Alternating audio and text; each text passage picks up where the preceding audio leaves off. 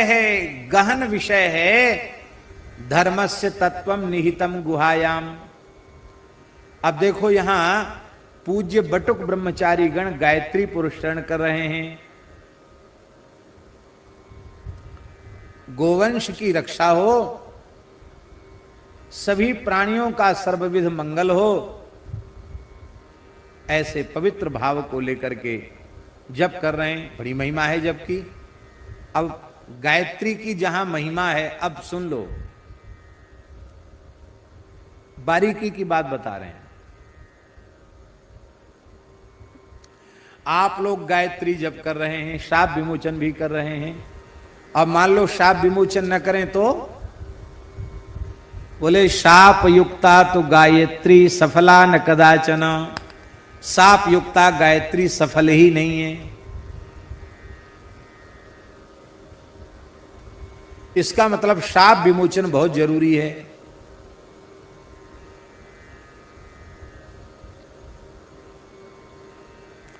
जपादौ तु पठेत हृदयम जपांते कवचम पठेत।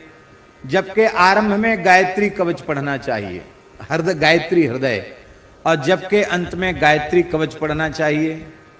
बोले तब सफल होगा। बोले इतने से? बोला अभी और विधि है। क्या? कहते जप के आदि में 24 अक्षरों की 24 मुद्राएं हैं, और जप के अंत में फिर 8 मुद्राएं हैं, फिर तर्पण है, फिर विसर्जन है। बोले चलो हमने ये तो कर लिया, अब और सुन लो। मंत्र, मंत्राक्षर, मंत्र का स्वर, मंत्र के ऋषि, मंत्र का चंद्र, मंत्र के देवता और मंत्र का अर्थ, इनका ध्यान करते हुए जप करो। अब बताओ ऐसे कौन कर रहा है?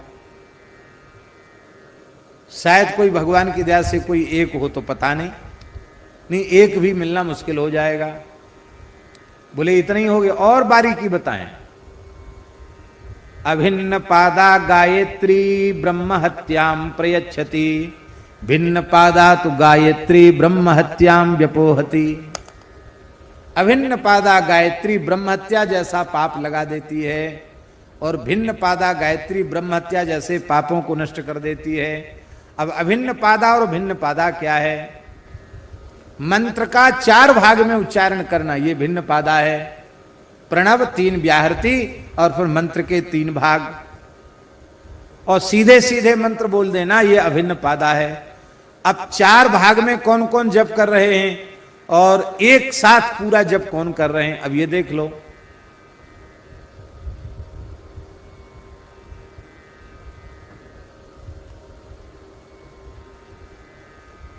जप भी 3 प्रकार का है, वाचिक, उपांशु और मानसिक। वाचिक में जिसमें बहुत मंद्र स्वर निकलता है, बाहर किसी को सुनाई नहीं पड़ता है, पर हम खुद मंत्र का उच्चारण स्वयं सुनते हैं और जप करते हैं, वो हुआ वाचिक।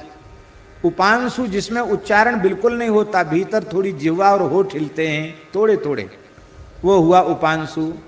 और मानसिक में जिसमें जिह्वा आदि कुछ भी नहीं हिलती, प्रस्तर प्रतिमा के समान साधक बैठा हुआ है, भीतर से मंत्र का ध्यान करते हुए मंत्र का भीतर से ही उच्चारण हो रहा है, ये हुआ मानसिक। और मानसिक जप जो है वाचिक जप से 100 गुना श्रेष्ठ है उपांशु, और उपांशु जप से 1000 गुना श्रेष्ठ है मानसिक जप। अब मानसिक जप कितने लोग कर रहे हैं? बोले अब तो हो गई बात पूरी। अरे अभी भी बात तो बाकी रह गई। क्या बात बाकी रह गई? बोले बात ये बाकी रह गई कि जब आप वेद पाठ करेंगे उस समय वरेण्यम आया है, तो वरेण्यम मानसिक रूप से बोलकर स्वर लगावेंगे, और जब जप करने बैठेंगे तो वरेण्यम नहीं बोला जाएगा, वरेण्यम ऐसा बोला जाएगा, तभी 24 अक्षर होंगे। ये और सावधानी रखनी है, पाठ में अलग जप में अलग। बोले अब तो कुछ बाकी नहीं, अभी भी बाकी है महाराज। अरे अब क्या बाकी रह गया? बोले अब बाकी ये रह गया कि व्यग्र चित्तो हतो जपः। सारी सावधानी कर ली और जप में चित्त व्यग्र है, कभी ऐसे हो गए, कभी ऐसे हो गए, कभी ऐसे हो गए, कभी लुढ़क गए, कभी मंत्र भूल गए, कभी नींद आ गई तो माला ही हाथ से गिर गई, और कभी देखने लगे कि अरे सुमेरु कहाँ चला गया, इतना लंबा चौड़ा मंत्र है, ऐसे ऐसे देखने लगे सुमेरु कहाँ गया, वहां भाग के जाना हमको। व्यग्र चित्तो हतो जपः। हम इसलिए नहीं सुना रहे हैं आपको ये विधि निषेध कि आप आज से ही हाथ जोड़ लो, कब हो गया भजन, अब नहीं करना इतना, अरे राम राम बाल की खाल। इसलिए कह रहे हैं कि आपको पूरा लाभ मिले, आप सावधान होकर विधि पूर्वक जपिए, बहुत श्रद्धा पूर्वक जपिए।